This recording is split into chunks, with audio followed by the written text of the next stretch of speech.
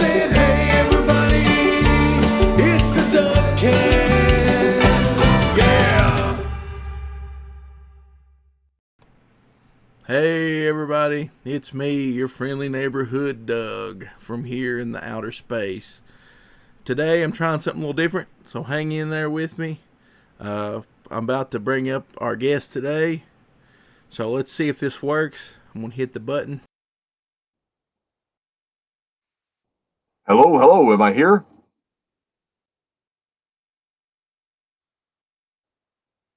Well, let's have to find out. Folks, let us know.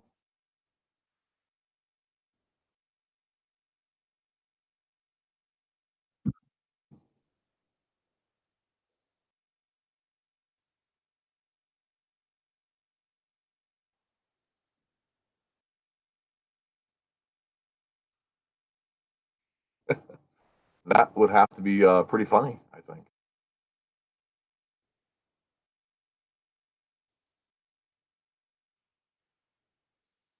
Indeed.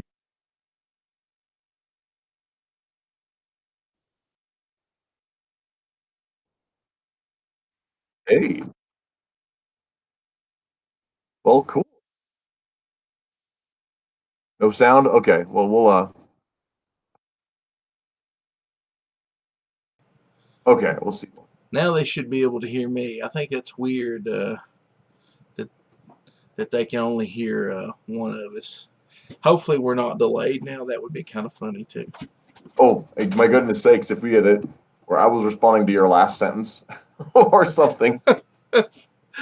Everybody's saying, Doug, you're muted. I wasn't muted. I was hoping that my audio would come through the video there with Matt, but apparently it doesn't work that way. So I Yeah. turned my microphone on.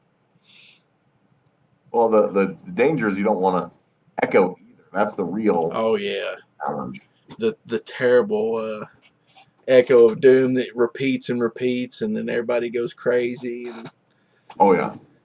so you do a lot of web comics. You're probably the most prolific web comic dude that I know.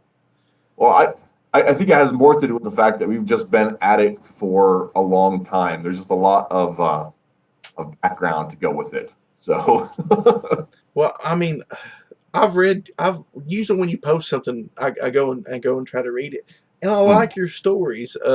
thank you. Yeah, I mean, they're different. Most of the stuff I read is a bunch of goofy superhero comics and whatnot.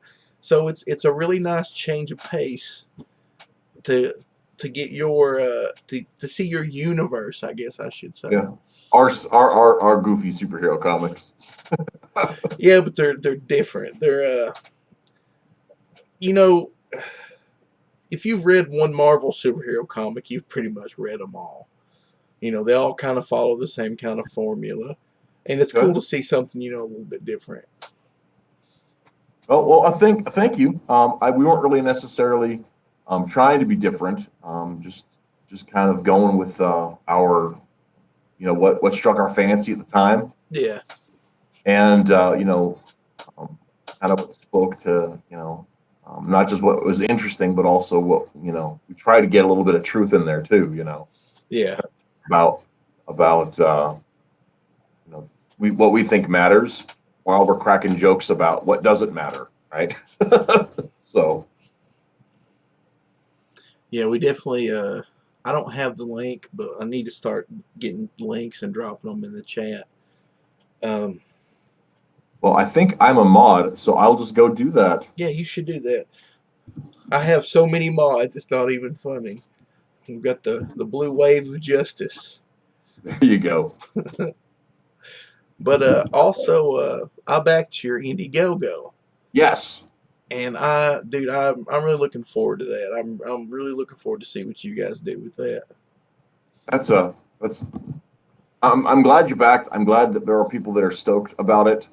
I am a little embarrassed about it just because we've had to bump our publication date back, and I'm not happy about that. But I mean, it just needed to be done. So Well, it happens, man. Legends of Lone Wolf is running way later than I wanted it to, but you know, you got different moving parts and different people and things happen. So I think as long as people are honest and they let people know and keep updates, I don't have a problem with anybody being late.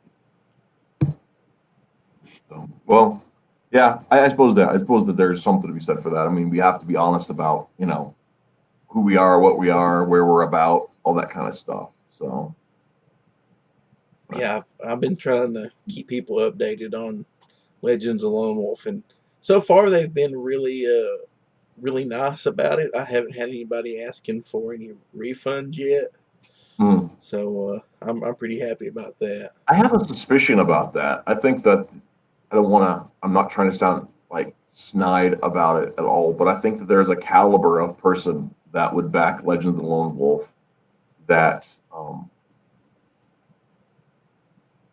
a quality that believes in the creators and believes in the property and knows that this is not some sort of cash grab, you know. So I would suspect that with a project like yours, you're just going to see people as long as you know you're updating folks that you know it's about the belief in the project, not just the product. Yeah, they. I think the fans of like of your stuff and my stuff and some of these other smaller properties, they can see that it's a passion project. That we're going to create these books one way or the other. That's not about the money. Mhm. Although I would you know like money. Oh yeah, me too. Definitely, I'd love to make a lot of money, but if I don't, that's not going to discourage me and make me quit. Yeah. So well, how are things? I'm actually quite interested to hear how are things going because you've been working toward getting your Psychotron story going, and that sounds to me. Um, I'll man, it's my favorite script. It's my favorite thing that I've ever done. But it's like I found the right artist, but he's really busy, and I don't have the money. So it's one of those. It's just kind of in limbo.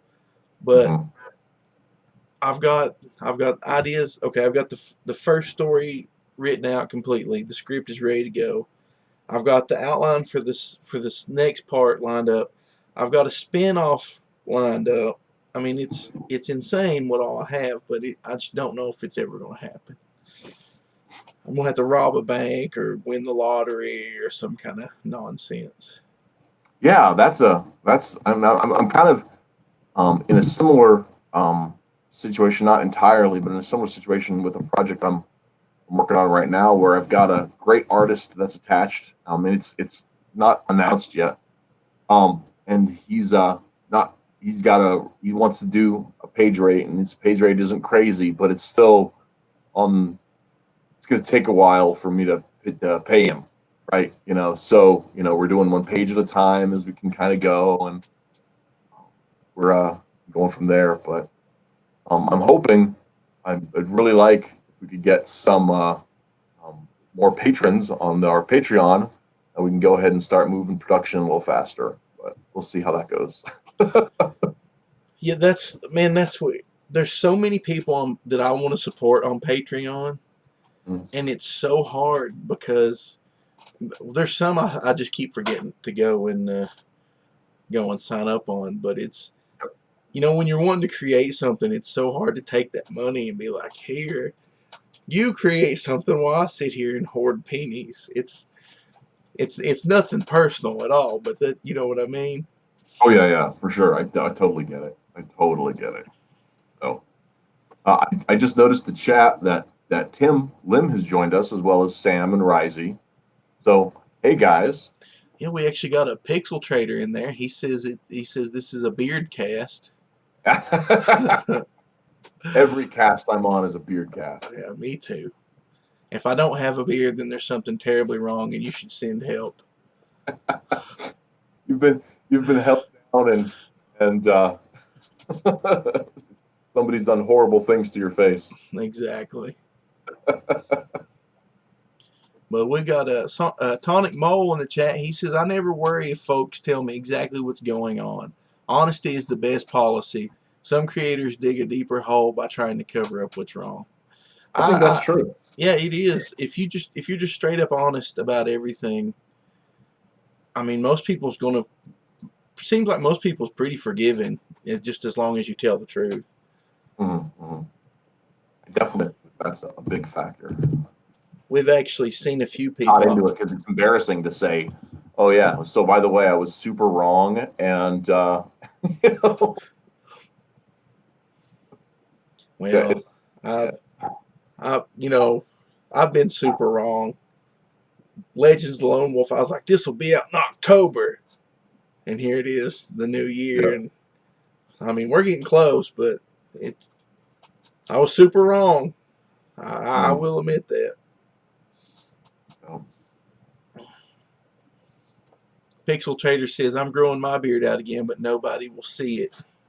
Well, then why have a beard if you can't show that thing off in public? That's a good question, Doug. It's an excellent question.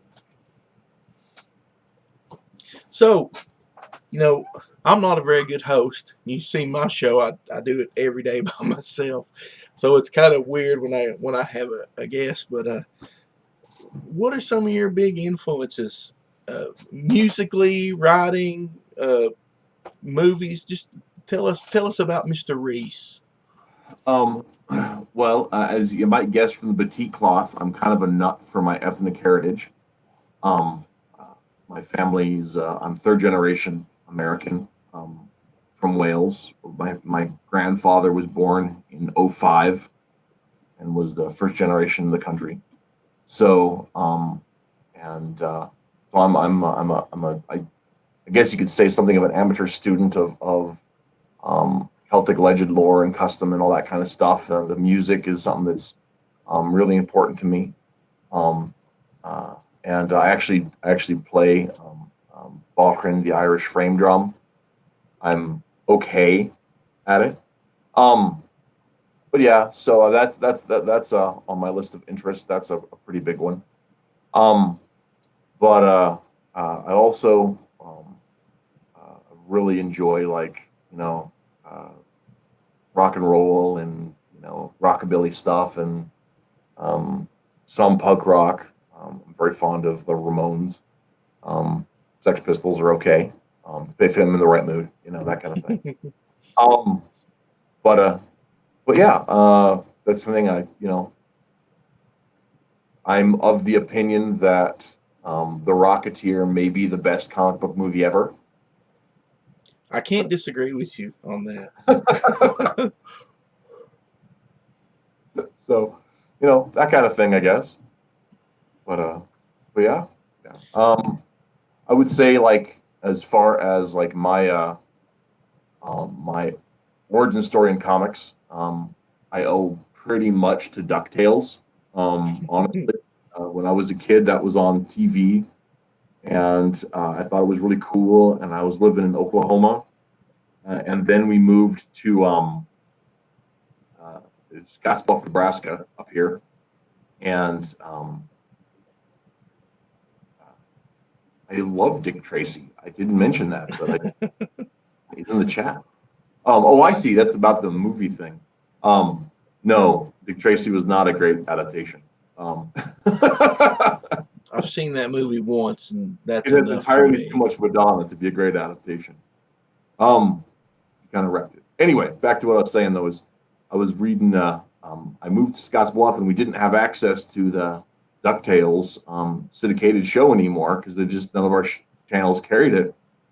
And I was sitting there at the co-op grocery store, and I noticed that there was a Uncle Scrooge Adventures comic, and the Gladstone Publishing was reprinting them from. And I didn't know this at the time, but they were from the old, way back in the day, like Dell or whatever had the license from Disney, Carl Barks stuff.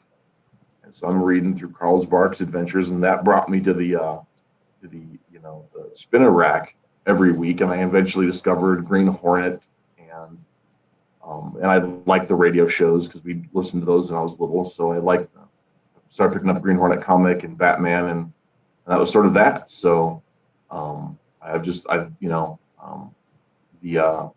the first Batman book that I ever bought like as far as like monthly comic was in '91, I want to say, and it was the one where Commissioner Gordon has a heart attack, and um, I was it just took it, man. I was just like that. There was so much that whole comic, and I don't want to fish it out right now, but it was one of these books because I've still got that original comic, and I've read it 30 times probably. When that first month I got it, because I just read it and read it and read it on the way to church, read it after school, um, and just something about it. It was a standalone, done in one adventure. Batman doing a thing, and in the meanwhile, like on one side of the story is Batman having Batman adventures, written by Alan Grant and drawn by Norm Brayfogle. And then on the other side of it was Commissioner Gordon on a date, and he's like met up together at the end and crossed paths with each other in a way that was just awesomeness that was built in. Yeah. And so I loved it, man. That was my thing. So yeah, so that was it. That's what got me into comics. That's actually what set the hooks. And it was actually really funny. Last night, I had the guys from the webcomic Super School on and had a really great conversation. And Twitless, the writer, was talking about how he doesn't like the word fan, right? He thinks that the word fan is a disservice to the idea of enthusiasm, because when you're a fan, you're just dedicated to the thing and not, and you're dedicated to the concept of a thing and not the quality of the thing. It's the emotionality of it rather than the actual dedication to quality. And I can see his argument on that, but at the same time, comics are I have to call myself a comic fan because they are a life-defining feature. Even a few years ago, like when when DC rebooted their continuity with the New 52, I just stopped buying comics altogether for new comics, I should say. But I still was perusing the back issue bins and picking up garage sale comics, and if I saw a comic at the Goodwill, I would snatch it up, and I was still buying and reading comics. They just weren't new comics, because comics are they define. I don't want to say they define who I am as a person, but they definitely define the frame in which I see the world. Yeah. They're not the only thing in the frame, but they're definitely an inextricable aspect of the frame. What's funny is that's exactly when I quit reading new comics as well. I had a subscription to every Bat book, and that's when DC would send them straight to your home. I had Detective Comics, I had Batman and Robin. There was like 4 or 5 of them at the time. And as soon as the New 52 came out, I was just like, done. I think Batman Inc. had just started, which is funny. I think they did like 2 or 3 issues, and then it was gone. But I was just like, I was done. I have New 52 issues that I've never opened. They're still in a box somewhere. I just lost. For me, I don't know what it was. It just killed all interest I had in new comics. For me, what it was I felt like it was a disrespect to the continuity, and as a big fan of the writer of writing, and as I consider myself a writer anyway. I was just dedicated to the continuity and the history so much, and I'd spent at that point almost 2 decades of my life, invested in this history and learning about it, and everything, that I felt cheated in some way. Yeah. They would just take it and discard everything that happened before that. And because part of the thing that, let me back up a little bit. I am of the opinion that the post-crisis DC universe is the one of the greatest aspects parts of the history of comics. One of the greatest continuities in the history of comics. And part of the reason for that, especially when I was getting into comics, is that by and large, the writers who were writing them in that time period showed so much respect for what came before. And many of them, were just so much of their work was homage to who came before that. And the ideas and the story elements of it and everything. That it felt like it was part of a greater history, and so, you could read, All Star Squadron, and which was a pre-crisis book, but it fit in perfectly with the history you were reading in Starman, because they cared and they went through, and these guys, they were writers who were also fans who took the time to do the research. And in the time just before the New 52, there came a crop of writers into DC who didn't have that respect and didn't do their research and didn't pay attention to history. And that's when I started losing my respect. And then when they just pulled the trigger of the New 52, that was just like, that's it. You guys have just, turd it all over, the works of giants, and I don't anymore. Well, that was me. And this is funny. My first Batman comic, when I started reading comics, it was Ninja Turtles that got me into comic books. My mom and dad one Christmas had bought me these Ninja Turtle comics that came with a cassette tape. And you put the cassette tape in, and it was like they were acting out the comic. And it pretty much was the first 2 episodes of the cartoon series. Right. But loved them. Got into Ninja Turtles, and then I got into Spider-Man. But I always loved Batman as a kid, but for some reason it was, I don't know if my parents, they would usually look at the comics before they would buy the comics for me. I think Batman they felt was too adult for me at the time. So when I finally was able to buy my own Batman comic, my first Batman comic didn't even have Bruce Wayne in it. It was Batman 500, where Bruce Wayne is gone and John Paul Valley is Batman. So at the time I was kind of upset. But from that point on, that totally drew me in. I was like, well, where did Bruce Wayne go? And from that point on, I always went back. I started buying issues when eBay became a thing. I went back and started buying graphic novels and issues and stuff. I wanted to know everything that had ever happened.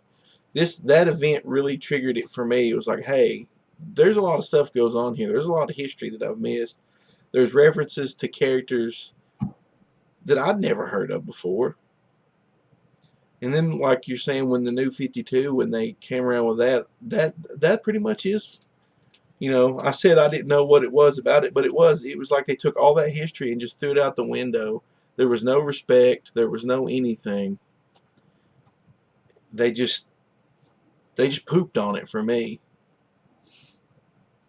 Yeah, it was, and I mean, and that was one of the things where, like, and I know, and I have one of the things I've also liked about DC is how they've incorporated other universes into their stories and found ways of making that work with the Charlton characters, and some of them they did a better job with than others, and Jerry Ordway's Power of Shazam, and bringing that old Shazam continuity into a new age in a different way was fun.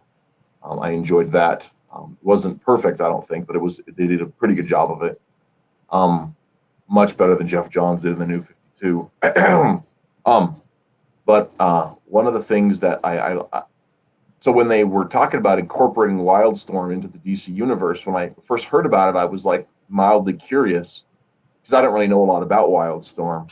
But Wildstorm is their universal precepts are so incompatible with the DC universe that it's kind of crappy, even conceptually. And my buddy Barry, he's one of our partners at the company. He grew up Wildstorm. I mean, that was like his thing, and that's what was available when he was getting into comics, and so that's his passion stuff. And he was just like, nah, the New 52 Wildstorm stuff is not Wildstorm stuff. It's all trash. I was like, don't hold back, man. Tell us how you really feel.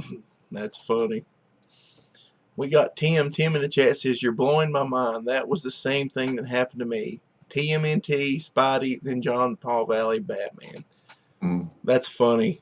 We must be really close to the same age. And then Tonic Mole says, "New 52 is DC jumping the shark for the 50th time.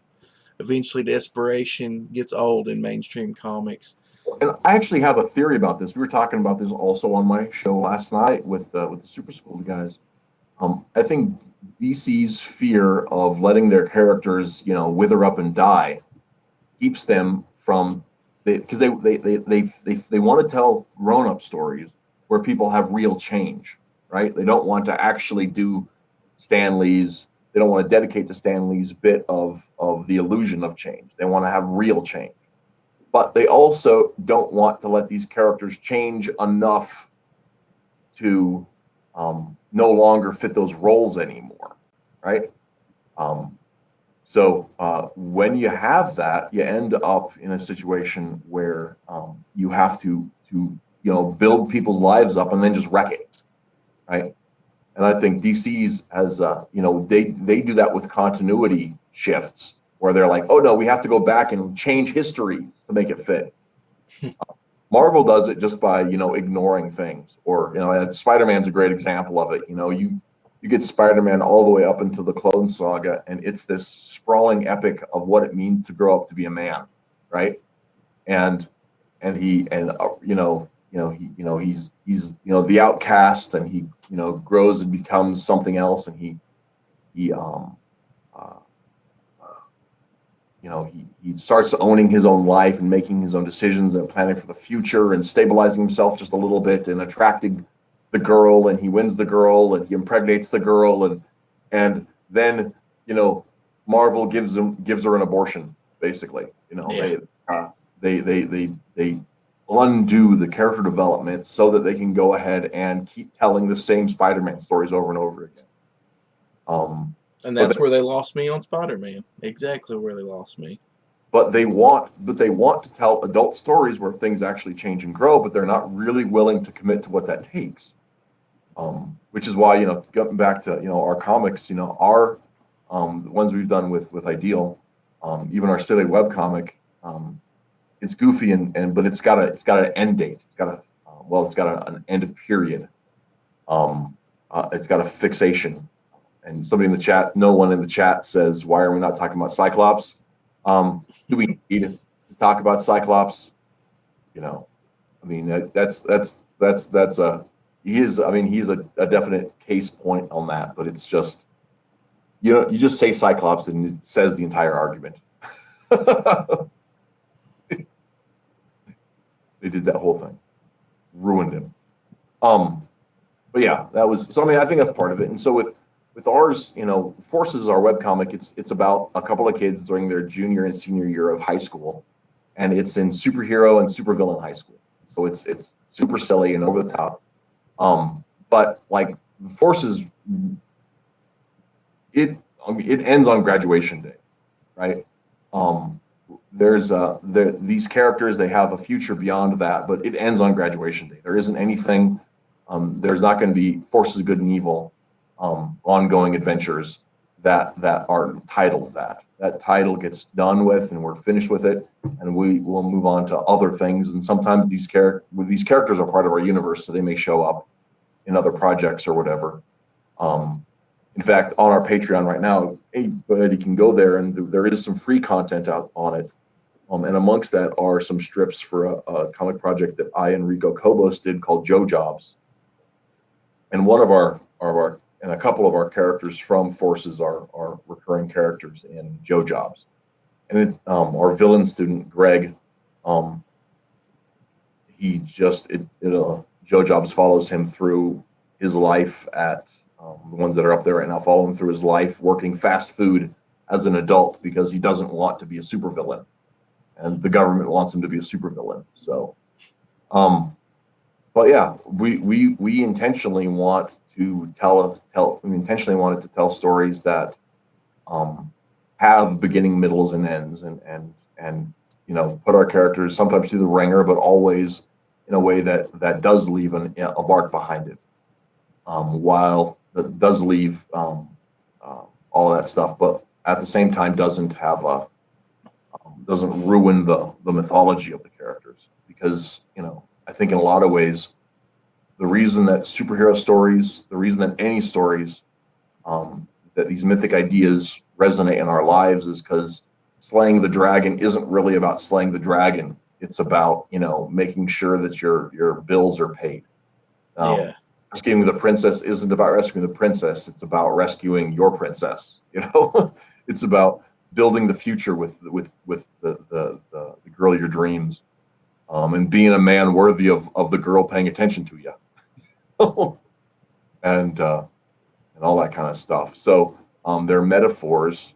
Myths are metaphors for the what I like to call the transcendence of the mundane, right? That we have these normal, boring lives, but they're really not. There really are great adventures full of real, genuine struggle. And we get ready for those things by studying myths and fairy tales and superhero stories and whatever else. Well, I don't know about you, but my life has been an epic comedy, and I wish I'd have wrote down most of the stuff that went on, because I would be rolling in cash right now. There's hilarity in everything that goes on in life. People need to take a few minutes and realize that sometime.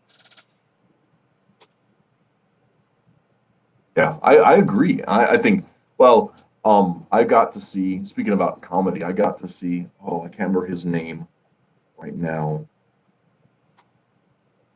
A comic last year, my sister-in-law bought tickets and we all went down to see this cat, and I can't remember his name for the life of me. But one of the things he said is that telling jokes isn't hard. It's just living life and taking notes, because our lives are all um, more hilarious than we realize. It's just that the comics take the time to remember the stupid things that happen to them. Tim's in the chat says that's the appeal slice of life anime and the best American anime ever, King of the Hill. That's one thing I loved about King of the Hill is, like most of those characters, I live in the South. I've seen these people. I know these people. This is stuff that is within the realm of possibility here where I live. And Yeah. that's one thing that makes it hilarious.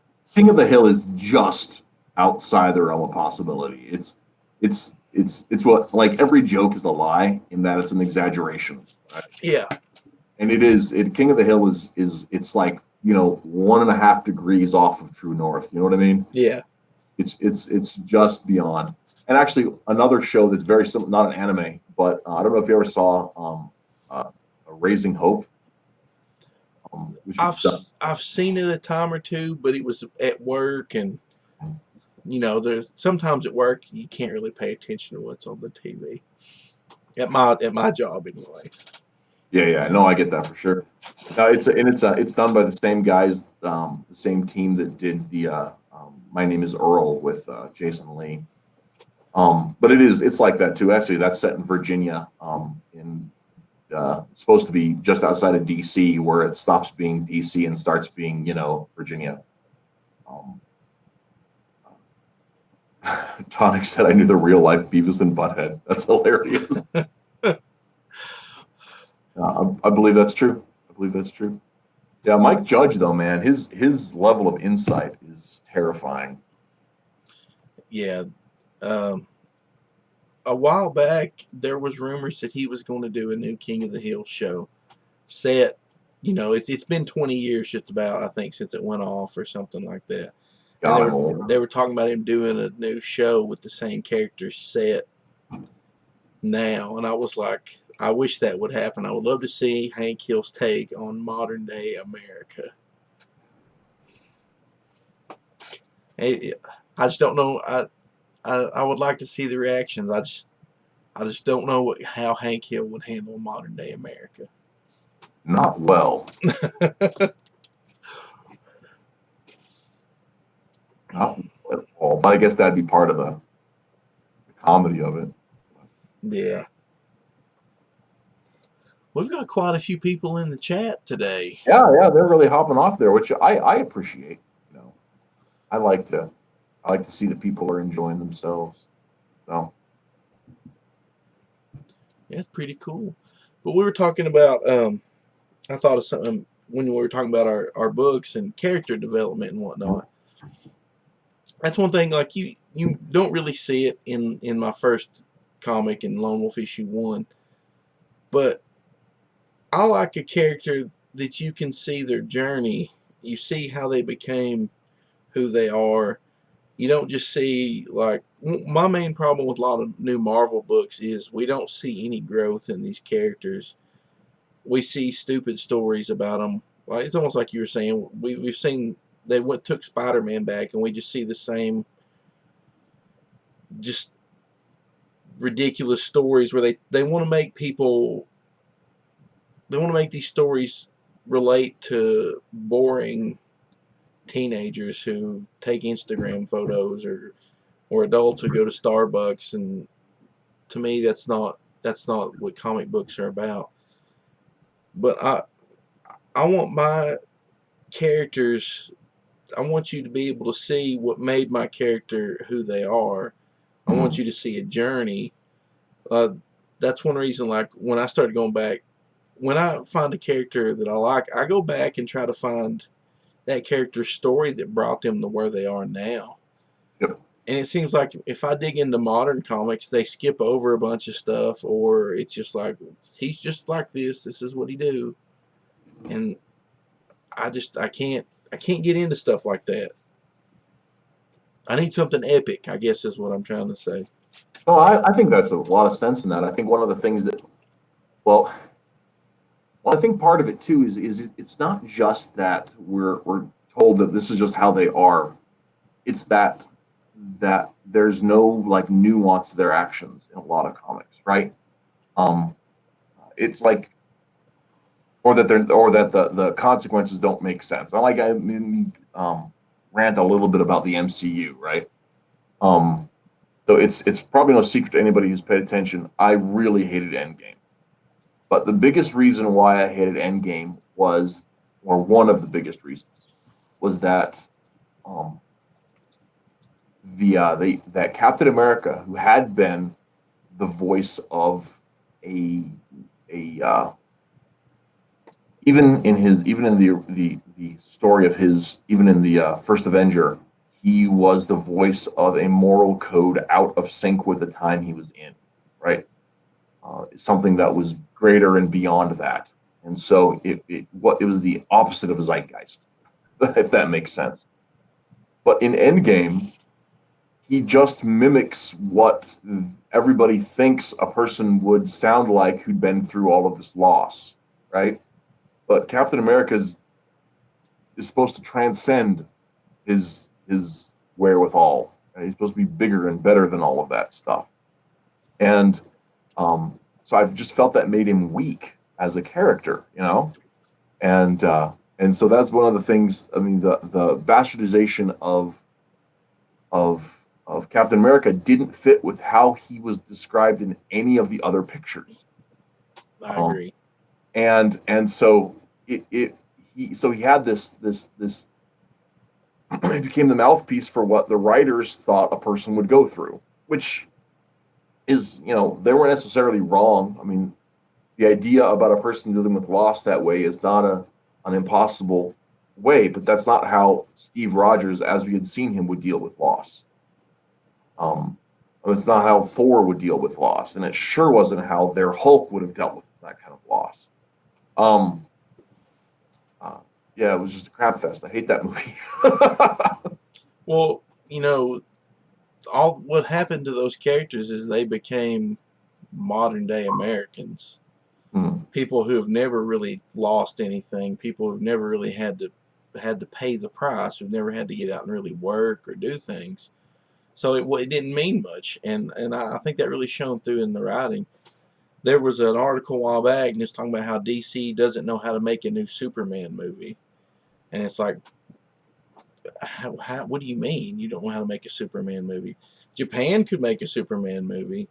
Um, I don't know how well versed you are in anime or whatever, but All Might from My Hero academia, or academia, however you want to say it. I say things wrong, but pretty much that's their Japanese counterpart for Superman in that story. They have completely nailed what's. If you want to make a Superman movie, just rip that off. That character is Superman, and it's I so haven't, I odd. haven't, I haven't read My Hero yet, but I did buy it. The first volume they had at Walmart on sale, so I picked it up. I haven't read it yet though. That's the first manga though I've ever bought. So Well, it's a good one. It totally sold me on the Japanese knowing how to do superhero stuff. The character though, he always does what's right. He's there to save people. He's sacrificed. He knows what it means, and it blows my mind that they're talking about they don't know what to do with Superman. It's a reflection on. I hate to get into culture talk and stuff like that, but it is a reflection on our culture today. you brought the wrong guy on for that. No, I think a lot of it comes down to the fact that the reason people don't understand Superman is because they don't understand that at his core, at his very essence of being, um, he is something that is constant, right? And if we believe in a moral relativistic society, well, then there can be no Superman because there is nothing super. There can only be a Superman when there is something that is transcendent. And so the problem that's why um, what's his friggin' Henry Cavill's Superman was so stupid was because he was just an idiot. He didn't know what he was about. And Superman has to know what it's about constantly. Yeah. He has to be that great and shining symbol. And I mean, if you're going to tell a story that's not just a 1950s oh my goodness, I turned into a turtle, Superman, can you save me? Oh man. Because I mean that's a whole different kind of thing. Then you're just trying to entertain an 8-year-old for 14 minutes. Yeah. Different. That's a very different mission statement than trying to tell the whatever happened to the Man of Tomorrow. Yeah. By the way, for my money, that's the best Superman story. My favorite anyway. Alan Moore's the last story of the Silver/Bronze Age Superman was whatever happened to Man of Tomorrow, and it's amazing. See, I feel like classic Spider-Man and Superman were almost the same in their drive. Yeah. Spider-Man lost Uncle Ben, and it made him feel like a fool for not trying to be, do the right thing. And from that point on, he understood that, hey, I've got this gift, and Uncle Ben was trying to tell me, I should use this gift to try to be the best person I can. I should try to make a difference. And I feel like that's Superman's thing too. But they've completely lost that. I feel like in the movies, we only started to see the right Superman in the worst DC movie, which was Justice League. Oh God, I hate that. It was like they finally started to try to get Superman right in a way, but the movie was garbage. Mm. Yeah, it was in fact garbage. This is true. Yeah, I don't feel like now this. I say this and a lot of people's like, oh, but I like Batman v Superman. I can't be in your show anymore, Doug. But I mean, I don't like honestly, it. What do you like about it? Because It's got Batman and Superman in it. Pretty much, I like that representation of Batman. That obviously we're trying to make Frank Miller, adapt his work into like a movie. They did it very poorly, but I just like seeing that Batman. The Superman was way off. Superman would never be like that, but I enjoyed it. This is my point with movies now. Like, I enjoyed the new Star Wars just because it was a movie, not because that I thought anything about it was good. There was people shooting and there was laser swords. So I liked Batman versus Superman just because it was a Superman movie, and I disconnected it from their history and the reason I like those characters. Okay. I guess I have to respect that. It's a principled position there, man. Well, I realized here lately that I can't like things anymore because everything is garbage. I know that's a terrible way to be, but after the Last Jedi, which I hate to talk about, that ruined Star Wars for me so bad that I've just disconnected myself from any movies. I'm like, I know these movies are not going to be what I want, so I'll just go and watch them and enjoy them for what they are. Might as well be Yeah. Fast and Furious. Yeah. That's No, actually, that's exactly the case. You're my God. It's so okay. The Last Jedi was terrible, right? It was so bad. I actually made a commitment, and I've broken it once, um, to never pay full price for a movie ticket again. And the second time I saw Aquaman in the theaters, I broke my rule because Aquaman was so good, right? I really, as an Aquaman fan, I liked Aquaman a lot. It wasn't perfect, but it was really fun. But it was the Last Jedi was so bad that I'm like, no, Hollywood, no. When it's $5 only. But I went to a Friday matinee of Aquaman too. So, so but it was one of those things where I was like, that's it. No, no. And so I did see Solo, hated it, but I saw I've still after never watched that $5. one. Oh, you're lucky. It's terrible. It's real bad. It's real bad. Oh, it's so bad. Well, no, it is because Han Solo in it.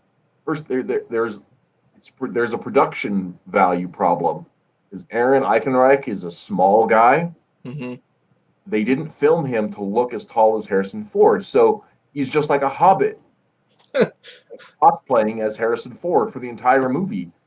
And the guy, like all the other things that are legacy pieces, the Chewbacca actor was I don't know if he's as tall as Mayhew, but he was close. So he's got a dude that looks as tall as Chewbacca next to a guy that's like as tall as Mark Hamill playing um, um, uh, playing badly playing Harrison Ford. He had Yeah. none assurance, none of the attitude that was in Han Solo, and I know that like they tried playing off this whole idea that he was more naive and he hadn't learned to be as rough and tough, and this is how he learns to be rough and tough. Man, no, it's just bad. Like I have to explain everything about his origin. The guy, the it was just a bad movie. So there was production value problems, there was script problems, there was that whole thing. I just couldn't stand it. Couldn't stand it. Yeah, I've never really felt compelled to see it. It's not having Harrison Ford as as the iconic character. I was just like, no, don't want to see it. Well, you're probably better off because it obviously affected me. Now, see, like Rogue One, I enjoyed Rogue One, and I liked the fact that it had no, like it had Tarkin in it. You know, he was computer animated or whatever, but they didn't recast any of the original people or anything. It was just a standalone story, and I was fine with that. I was like, if that's what I feel like, if they want to make Star Wars stuff, they should just make standalone stories. Just if you want to use that universe, just make random fun stories. Stop trying to make these epic movies. I watched a video yesterday, and everybody now is talking about how that they love the prequels and the prequels were so good, and I like to call them on their bullcrap. Because if their love of the prequels was so great, George Lucas never would have sold Star Wars. But the prequels, they're not good. No. But one thing, I watched this video and I agreed with the guy. Even though they're not good, you can tell it was a passion project by George Lucas. And he put a lot of time and he put a lot of money into it. They didn't turn out great. But you compare the prequels to the new movies, and the new movies are just discombobulated mess made by a studio to make lots of money. I don't think George Lucas was trying to make lots of money. He might have been, but still, he had a passion and had a drive. He might not have been the best director in the whole world, but there was still a passion behind that. Yeah, I would agree with that. I also think that another problem with um, the situation we have with the prequels is I don't actually think George Lucas understands his story. I don't think he's actually really understood what he did. I think he lucked into it, Yeah. being um, the right Asian directors. Um, at the risk of being that guy, but I really don't think George Lucas understood the mythology he was dealing with. Um, yeah, just like the kind of comments he made in the time in between the trilogies. I've gone back and looked at it, and he hit a chord of myth that was so strong and so true, even with Return of the Jedi. And then he's like, oh, the Ewoks are a symbol for the North Vietnamese and America's imperialistic ambitions in the Vietnam War. You're an idiot. You're an idiot. You don't even know what you're talking about. Yeah. Well, I remember he was at the time, which nobody really remembers this now, but they were trying to talk about how Emperor Palpatine was George W. Bush. And I was just like, shut up. Stop trying to make everything political. It's the same garbage they do today. Just nobody remembers it back then because it's not as well documented on the internet. Yeah, I remember, and that's like the whole thing with like I always meant for Han to shoot second. Like, no, you didn't. Yeah. It's That's one thing. absolutely a lie. Somebody should have took him out and beat him when he started messing with the original trilogy. Well, and I mean, and honestly, like some of the stuff I don't think is bad, like the additional effects at Cloud City. Yeah. Those. I mean, like it's some of that stuff. Because the thing is, obviously, Jedi was rushed. No, Empire was rushed, and they missed out on some stuff, and they spent all their money on this on the first half of the movie, and so the second half, I mean, the middle of the movie really suffered for it from an effects setup. So I can understand that, like a lot, but yeah, but he's just that whole thing was what happened. What I really believe happened is that old weak, you know, uh, George, who'd been through two divorces and had lost his vim, looked back and didn't realize how he could have written a story that is so honest to human nature to allow a man to defend himself when that was against his political belief. Yeah. And so wussed out, just entirely wussed out. And that's my take. I think you might be right there. Ashton Jack on the chat says, to be fair, I liked Revenge of the Sith as much as the originals. I liked Revenge of the Sith as well.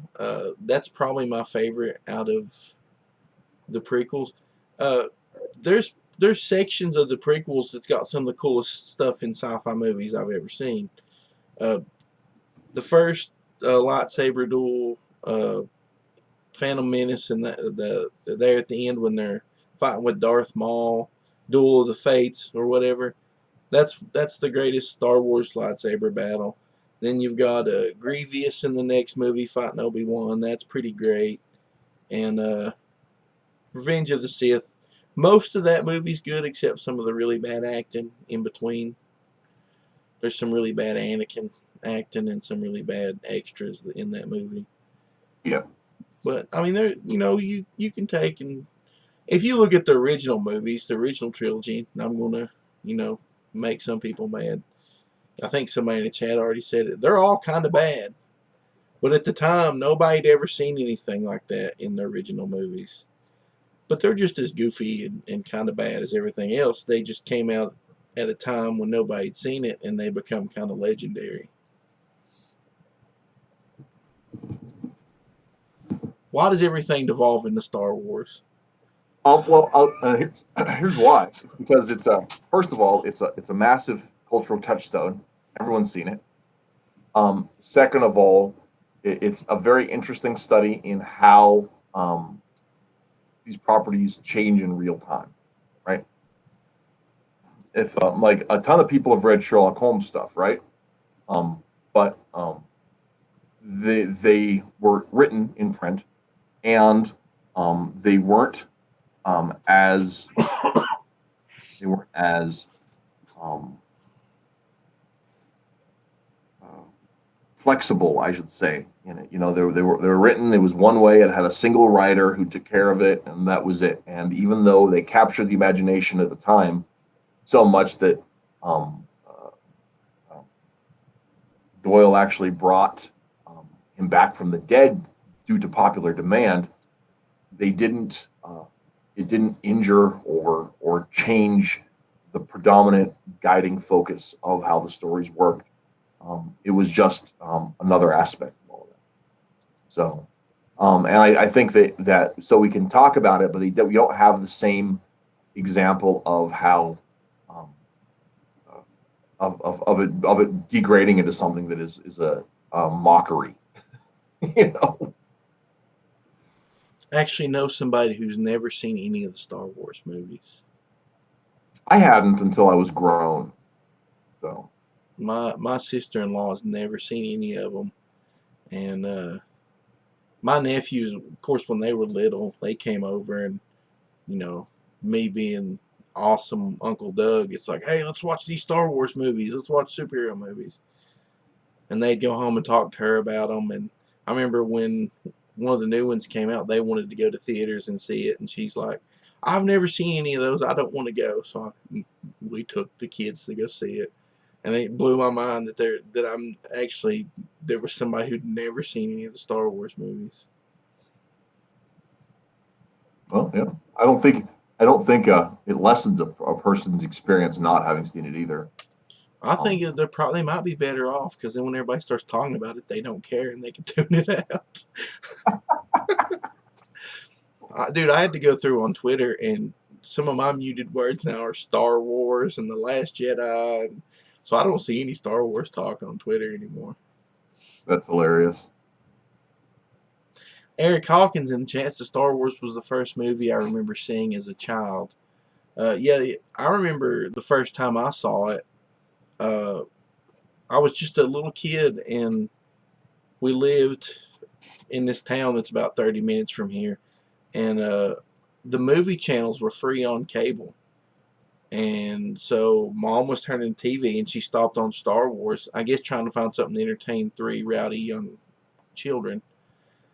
And I remember sitting there watching that, and it absolutely blew my mind. I'd never seen anything like it.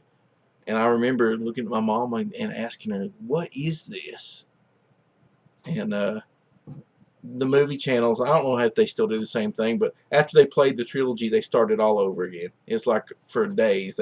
So I sat and watched Star Wars over and over and over and over. Well, Doug, I know it's your show and this is probably your job, but my battery on my computer is about to die. No, it's all right, man. I'm actually going to do some traveling today.